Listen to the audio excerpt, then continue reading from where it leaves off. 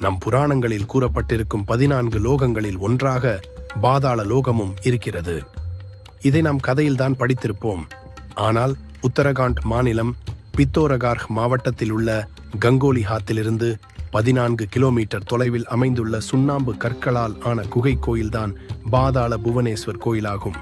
இங்கு சென்றால் பாதாள லோகத்திற்கு போகும் வழியில் நாமும் பயணம் செய்துவிட்டு வரலாம். இந்த பாதாள குகை 160 மீட்டர் நீளமும் 90 அடி ஆழமும் கொண்டது. இது வெறும் குகை மட்டுமில்லாமல் இந்த குகைக்குள் பல குகைகள் பிரிந்து செல்கின்றன என்பது குறிப்பிடத்தக்கது. திரேதா யுகத்தில் அயோத்தியை ஆண்ட சூரிய குலத்து மன்னனான ரித்துபூர்ணாவே இக்குகையை முதலில் கண்டுபிடித்தார். ஒரு மானை துரத்தி கொண்டு காட்டில் செல்லும் போதே இக்குகையை அவர் கண்டுபிடித்து உள்ளே செல்ல முயற்சித்தார். அப்போதுதான் ஆதிசேஷனை பார்க்கிறார். ஆதிசேஷனும் ரித்துபூர்ணாவிற்கு பாதாள லோகத்தை சுற்றி காட்ட ஒப்புக்கொள்கிறார். அப்படி அவர் பாதாள லோகத்தை சுற்றி பார்த்து முடிப்பதற்கு 6 மாதங்கள் ஆகிவிடுகின்றது.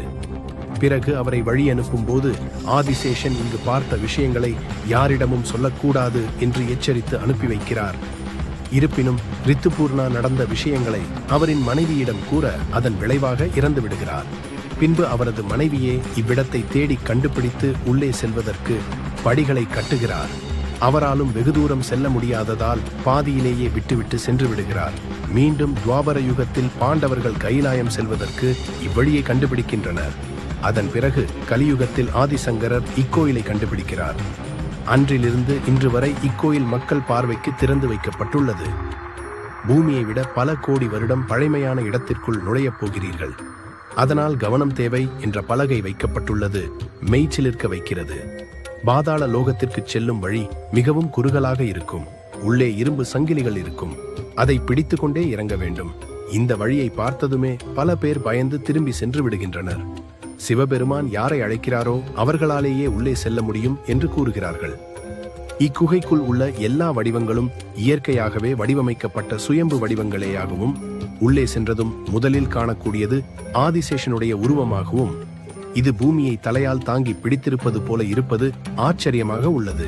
மேலும் பற்கள் முதல் பாம்பிற்கு இருக்கும் விஷப்பை கூட இந்த ஆதிசேஷனிடம் உள்ளது.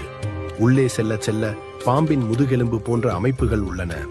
அங்கே இருக்கும் மிகவும் குறுகிய குகையான சேஷாவதி குகையில் இச்சாதாரி நாகங்கள் வசிக்கின்றன என்று நம்பப்படுகிறது.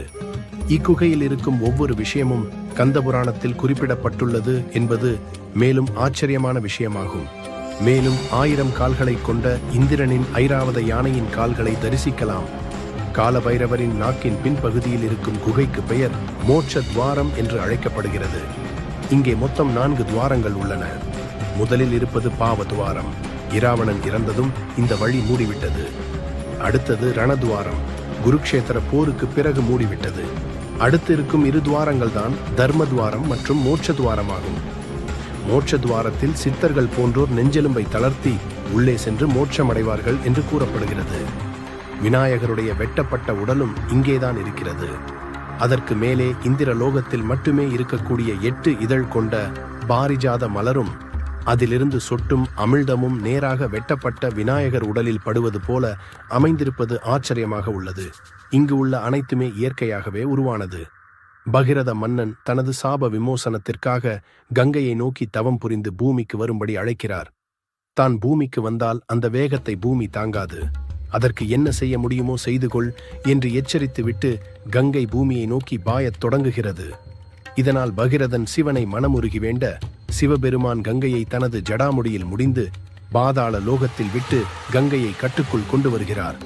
அந்த பாதாள லோகத்தில் விடப்பட்ட சிவபெருமானின் முடியை இங்கே காணலாம். அந்த முடியிலிருந்து சொட்டும் கங்கை நதியின் நீரை காண்கையில் உண்மையிலேயே மெய்ச்சிலிர்த்து போகும். இந்த முடியை தொட்டு பார்த்தால் உண்மையான மனித முடி போலவே இருப்பது மேலும் ஆச்சரியமான விஷயம். இந்த முடியில் குழந்தை, இளமை, முதுமை என்று சொல்லப்படும் 3 பருவங்களின் முடியையும் தரிசிக்க முடியும். ஆதிசங்கரர் வழிபட்ட சிவலிங்கத்தை இங்கே காணலாம். அந்த சிவலிங்கத்திலிருந்து வீசும் ஒளியை மனிதர்களால் தாங்கிக் கொள்ள முடியாது என்பதால் செப்புத்தகடு வைத்து மூடியிருக்கிறார் என்று கூறப்படுகிறது. உங்களுக்கும் இந்த குகை கோவிலுக்கு செல்ல ஆசையா இருக்கா? கமெண்ட்ல சொல்லுங்க. இந்த வீடியோ பிடிச்சிருந்தா லைக், ஷேர் மற்றும் சப்ஸ்கிரைப் பண்ணுங்க. வாழ்க வளமுடன்.